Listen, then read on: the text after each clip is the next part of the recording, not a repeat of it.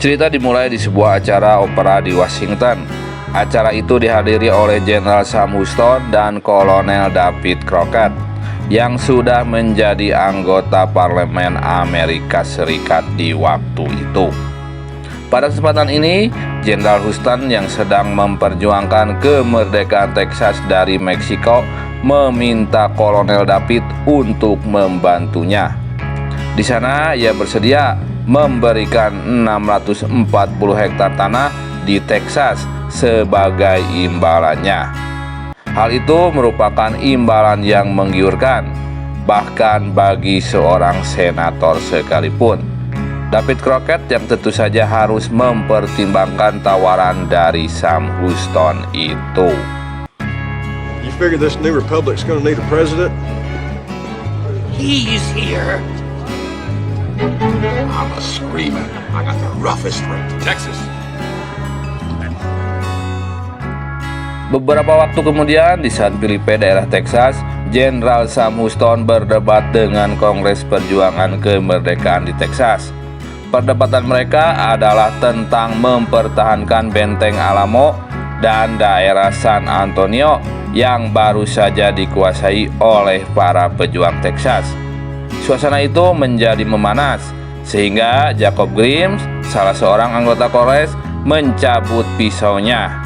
Namun di sana datanglah Kolonel James Bowie, dan dia berhasil mendinginkan suasana dengan menantang Jacob Grimes untuk menusuk Sam Houston dengan belati yang disodorkan pada Grimes.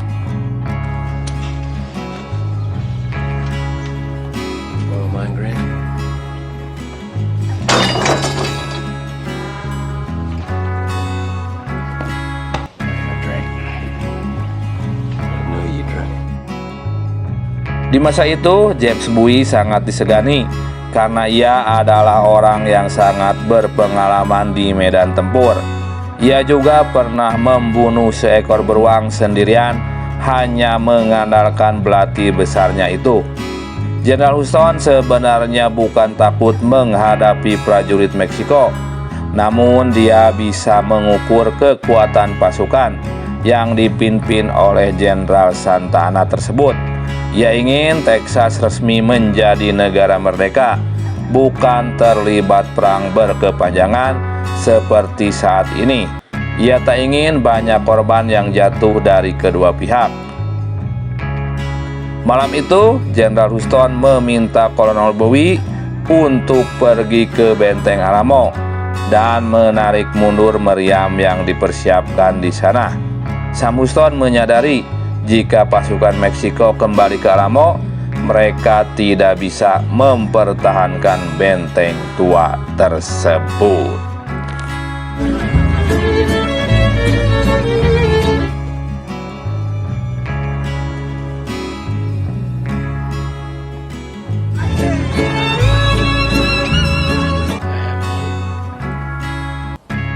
Keesokan harinya, Kolonel James Bowie dengan beberapa relawan sampai di San Antonio de Pixar. Dia lalu mengunjungi rumahnya yang telah kosong sejak kematian sang istri. Disitulah dia membayangkan kenangannya dengan sang istri, masa-masa di mana harinya penuh dengan kebahagiaan. Dia sangat merindukan sang istri. Sementara di Benteng Alamo, seorang letnan kolonel yang diutus oleh Kongres Texas untuk mempertahankan Alamo juga sampai di sana. Dia adalah Letnan Kolonel William Trappist yang membawa pasukannya untuk mempertahankan Alamo. Begitu sampai di San Antonio, Trappist segera menuju ke Alamo dan mempelajari situasi benteng yang sebenarnya memang sudah tak layak itu.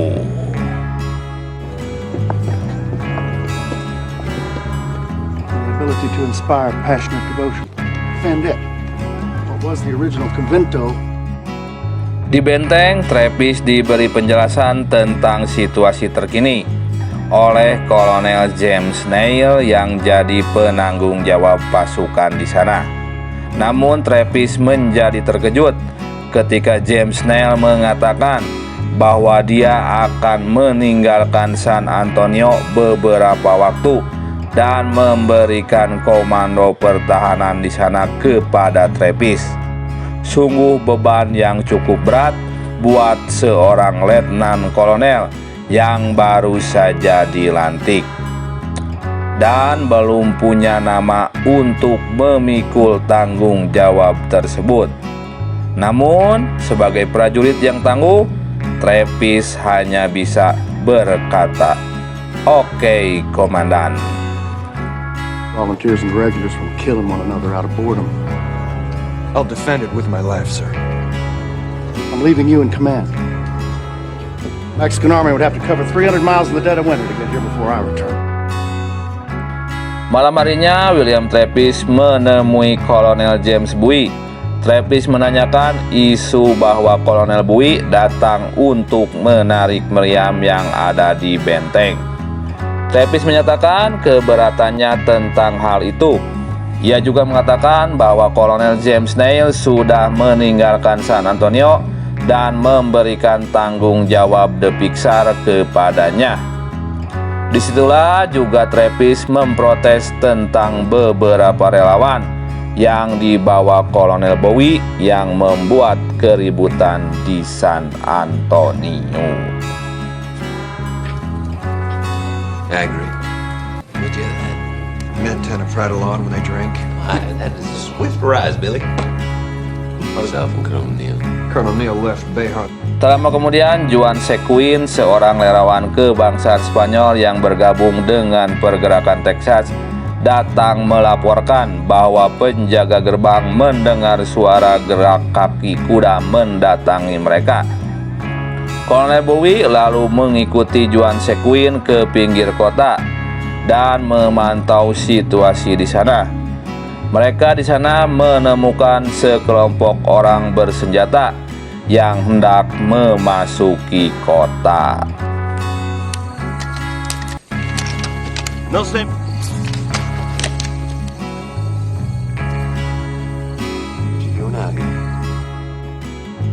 Ternyata yang datang adalah David Crockett dengan beberapa relawan yang dibawanya.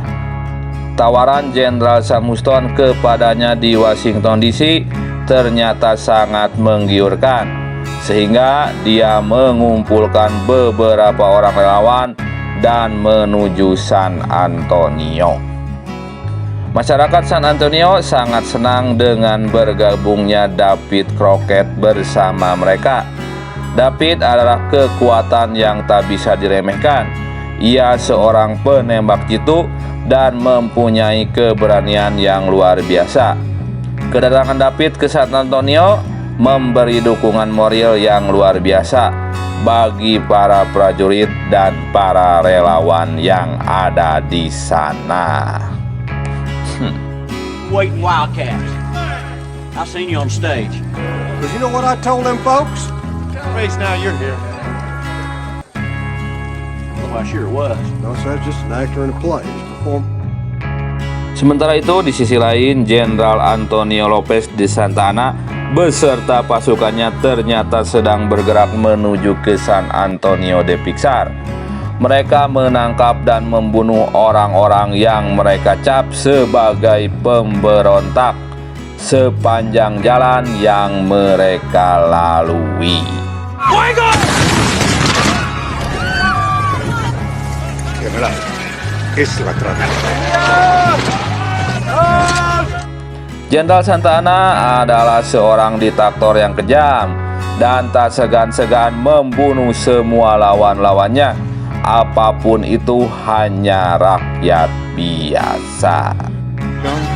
Esta gente pensará que fue el Ellos saben que fue Antonio López de Santa Anna. Kembali ke San Antonio. Malam itu masyarakat dan tentara berpesta. Mereka merayakan hari ulang tahun kota. David Crockett menghibur mereka dengan kebolehannya memainkan biola. Selain seorang petualang dan petarung yang tangguh, David juga adalah seorang maestro biola. Permainannya sungguh memukau, bahkan dia bisa menirukan cuitan burung dengan gesekan biolanya. Namun tiba-tiba terjadi perselisihan di tengah-tengah pesta tersebut. Kolonel James Bowie mendatangi Travis dan memarahinya karena Travis menangkap 2 orang anak buah sang kolonel. Absolute command.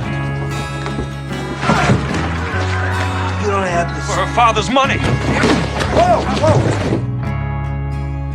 Perselisihan itu hampir saja menjadi adu otot jika David Crockett tak berusaha memisahkan mereka. William Travis selalu mengajukan pemilihan suara tentang siapa yang berhak memimpin di San Antonio selama kependudukan tersebut.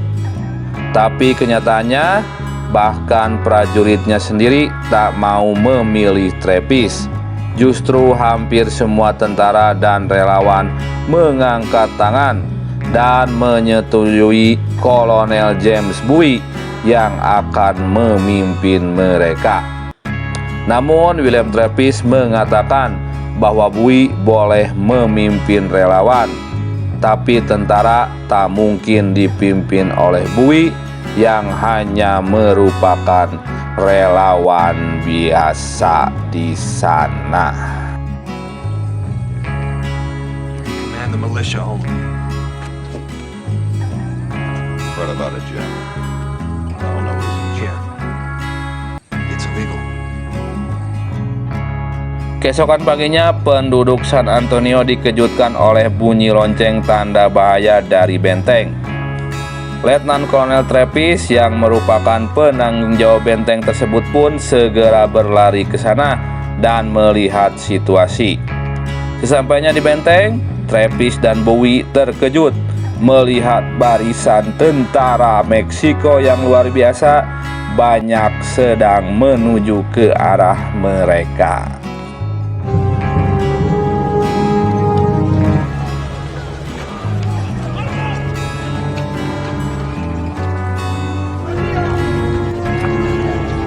Para pejuang itu segera mengumpulkan penduduk untuk masuk ke dalam benteng guna mendapat perlindungan dari serangan yang akan dilakukan oleh tentara Meksiko. James Bowie juga bersiap-siap walaupun sebenarnya dia dalam kondisi yang tidak sehat. Sementara itu, sebagai tentara resmi, Letnan Kolonel William Travis membuat surat yang ditujukan kepada pasukan pejuang di luar San Antonio untuk mengirimkan bantuan, karena mereka harus menghadapi kekuatan besar dari pasukan Meksiko yang berjumlah hampir 3.000 orang. Pasukan itu dipimpin langsung oleh Jenderal Antonio Lopez de Santa Anna.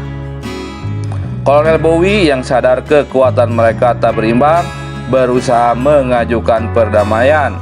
Akan tetapi ketika Travis mengetahui hal itu, ia menjadi marah karena sebagai prajurit yang bermartabat, kata menyerah tidak ada di dalam kamusnya.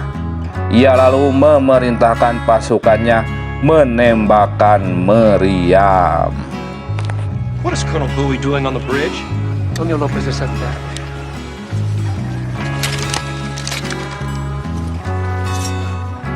Sir? You heard me.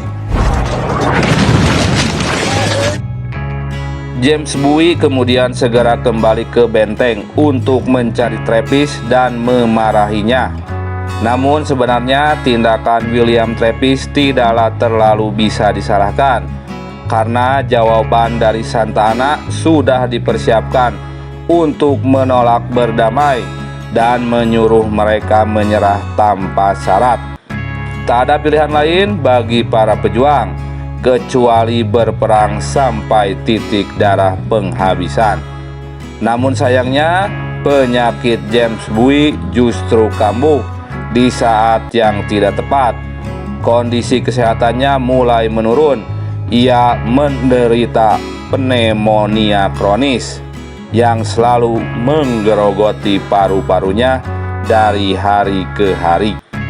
Sementara itu, pasukan Jenderal Santa Anna tidak langsung menyerang di Alamo. Ini salah satu gaya dari sang diktator. Dia sudah mengetahui bahwa lawannya bukanlah suatu masalah besar. Ia tak ingin langsung menghancurkan musuh, tapi terlebih dahulu menyiksa mereka dengan rasa takut. Menjelang malam, pasukan Meksiko malah memainkan musik seperti mengadakan sebuah perayaan. Selesai musik dimainkan, serangan pertama pun dimulai.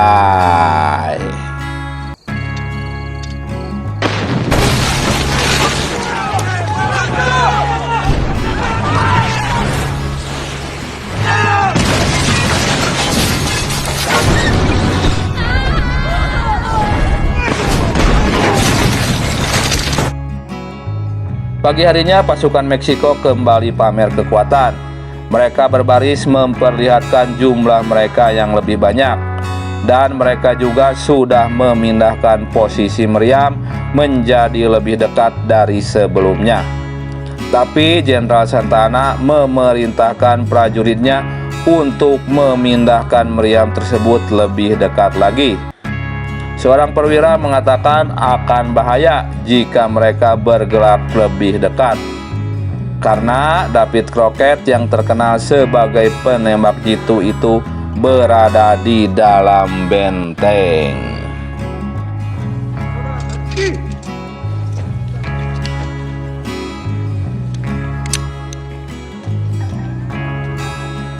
Hal itu membuat sang jenderal naik pitam. Dia maju beberapa langkah ke depan dan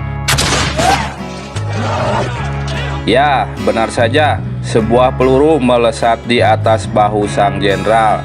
Sang jenderal pun terkejut dibuatnya. Beruntung kali ini David meleset, sehingga peluru hanya menggores bahunya.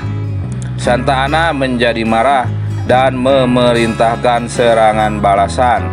Dan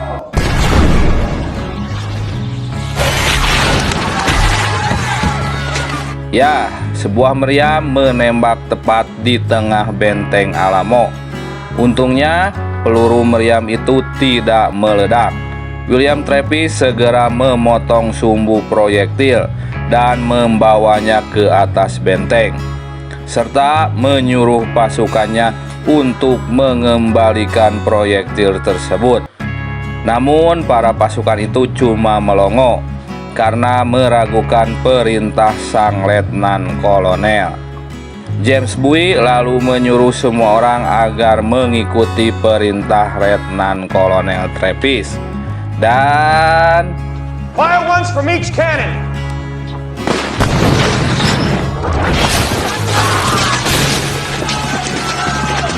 ya, serangan itu membuat pasukan Meksiko di garis depan menjadi porak-poranda.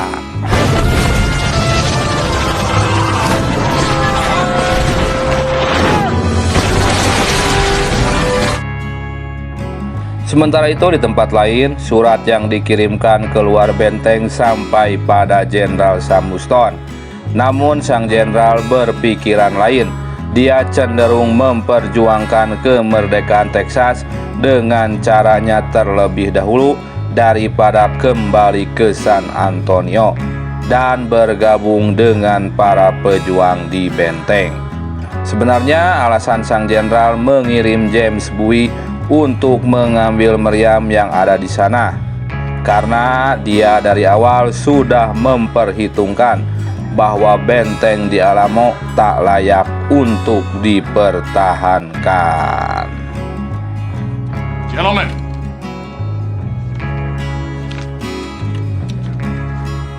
declared independence, created a government to come to our aid with all dispatch. Karena sudah 6 hari suratnya tak dapat jawaban, kali ini William Travis memerintahkan Juan Sequin yang berdarah Meksiko untuk menyampaikan surat susulan, yang mana surat itu harus diserahkan langsung kepada Jenderal Sam Houston. Di sisi lain, kesehatan James Bowie semakin memburuk. Dia mulai menggigil dan tak sadarkan diri. It's a cold blood. What do you? Try to get him to drink something not. Malam itu juga, Jenderal Huston merencanakan pergerakan berikutnya. Ia berencana bergabung dengan Kolonel Pennin yang saat ini sedang berada di Goliath dan John Forbes dari Colorado. Kemudian mereka akan kembali bersama 2.000 pasukan ke Alamo dari sisi barat dengan kekuatan penuh. Di San Antonio, pasukan Meksiko kembali mendekati benteng dan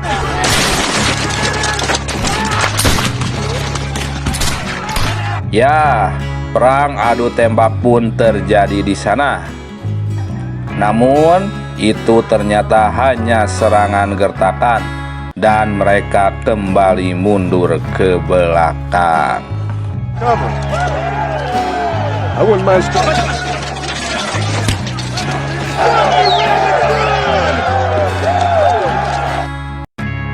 David Crockett lalu keluar dari benteng dan membakar gubuk-gubuk di luar benteng yang berkemungkinan bisa dijadikan tempat bersembunyi bagi pasukan Meksiko.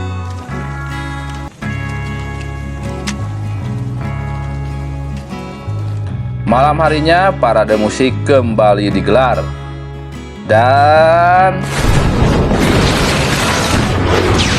ya, serangan berikutnya pun dimulai. Jenderal Santa Anna benar-benar memainkan emosi para pejuang tersebut. Dia tidak langsung menyerang, tetapi memberikan shock terapi setiap malam.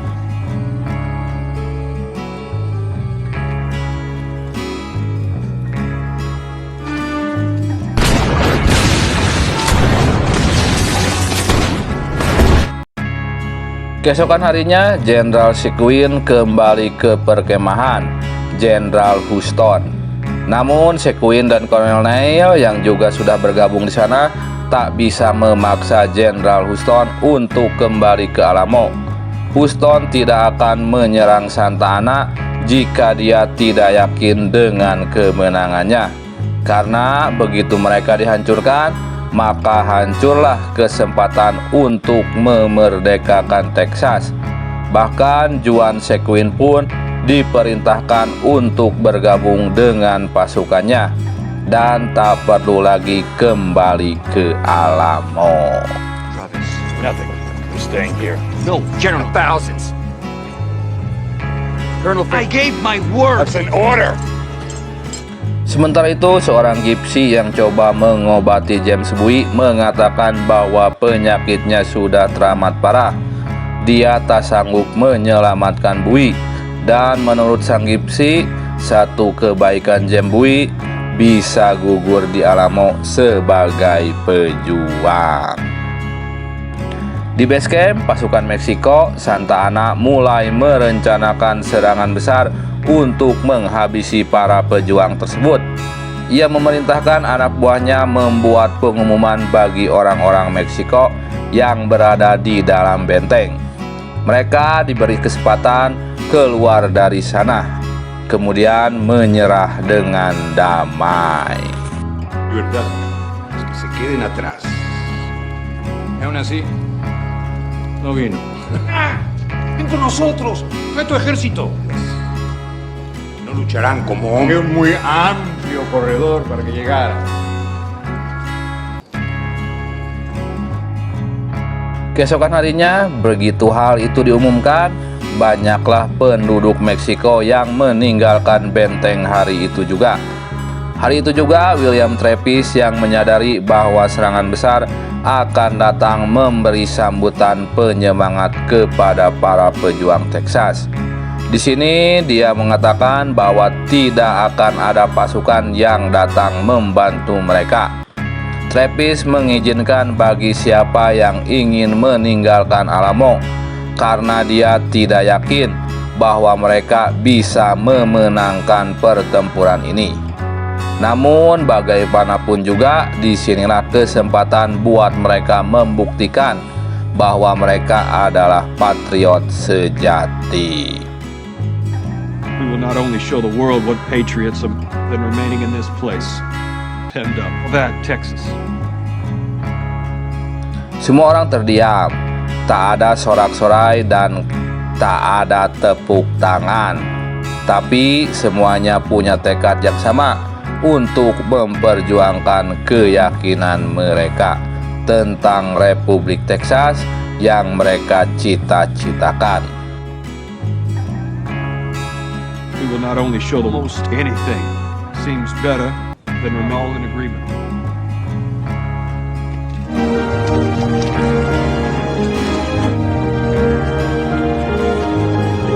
Setelah itu, Kolonel Travis menemui Kolonel Bowie dan mengatakan bahwa dia bisa mengeluarkan Bowie dari benteng. Namun Kolonel Bowie tak menginginkan hal itu. Perhaps, given your condition, mercy would be extended. We could try my views. You just might be a great man. Just run off on wives? Or drinking? Anything stronger than water. I don't drink, Jim, you know. Menjelang malam, pasukan Meksiko kembali memainkan musik mereka. Namun kali ini David Crockett tak tinggal diam. Dia mengeluarkan biolanya dan memainkannya di atas menara benteng.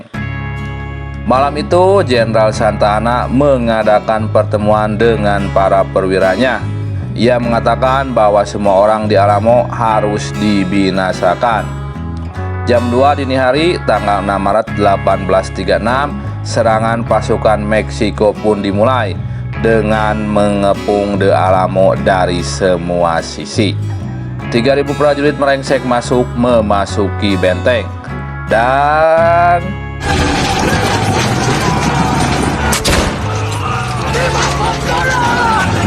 ya, terjadilah peperangan di sana.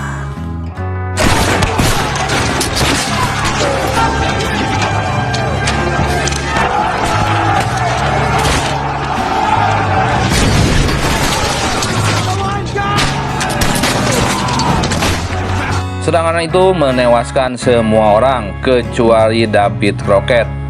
Jenderal Santa Anna masih menghargai nyawanya dan memberikan kesempatan pada Crockett untuk memohon padanya.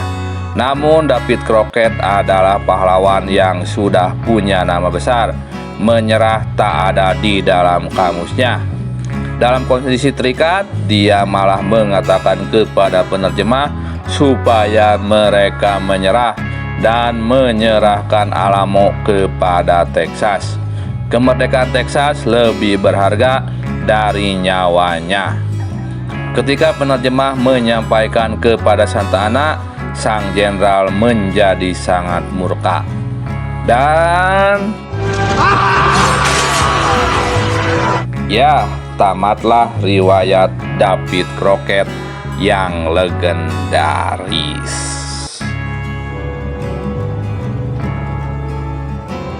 Le suplico que le perdone la vida.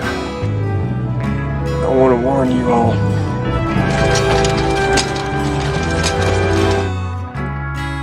Setelah menghabisi di Alamo, Jenderal Santa Anna meneruskan perjalanannya untuk menghabisi pasukan Sam Houston. Ia membagi pasukan menjadi beberapa bagian dan berpencar untuk mencari keberadaan sang jenderal. We have to run before we're safe. Es tiempo de terminar nuestra tarea. Luego lo alcanzaré con 700 hombres. We Excelente. are laughing you to scorn. You must fight them. ¡Barra al sur! Sementara itu, Jenderal Houston yang terus menghindari pasukan Meksiko mendapat kritikan dari para bawahannya. Banyak yang meragukan kemampuan sang jenderal dalam memimpin mereka. Namun, sang Houston menceritakan bagaimana Jenderal Wellington mengalahkan pasukan Napoleon yang lebih besar, di mana dikisahkan Wellington yang terus menghindari pasukan Napoleon yang menganggap Wellington sudah takut kemudian memecah pasukannya agar pengerjaan cepat selesai. Namun hal itu yang diinginkan Wellington. Akhirnya dia bisa menyicil pasukan Napoleon, dan kisah itu menjadi sebuah inspirasi bagi Sam Houston. Dia berencana menunggu Santa Anna memecah pasukannya sampai suatu hari kesempatan itu pun tiba. Dari seorang kurir Meksiko yang mereka tangkap, mereka mendapat kabar bahwa Santa Anna berada tak jauh dari posisi para pejuang itu.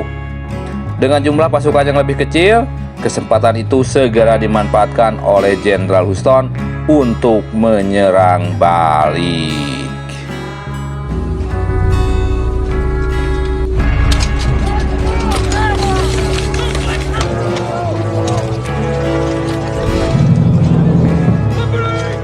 Gentlemen, for today! Él no se está retirando. Él viene. Pada tanggal 21 April 1836, mereka menyerang pasukan Santa Anna yang sedang berkemah di daerah terbuka di pinggir sungai San Jacinto. Dan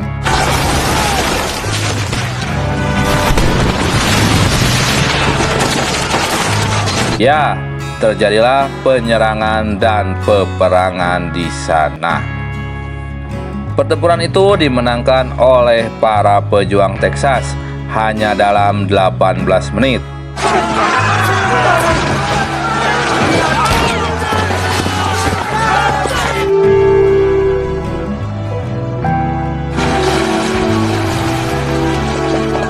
Mereka juga berhasil menangkap Jenderal Antonio Lopez de Santa Anna. Namun Jenderal Houston tak membunuhnya. Dia menukar nyawa Santa Anna dengan pernyataan kemerdekaan Texas secara resmi dari Antonio Lopez de Santa Anna sebagai Presiden Meksiko di waktu itu. Sejak saat itu, Texas secara resmi menjadi negara sendiri. Perjuangan kemerdekaan sangat berat dan harus mengorbankan banyak nyawa. Dan film pun berakhir.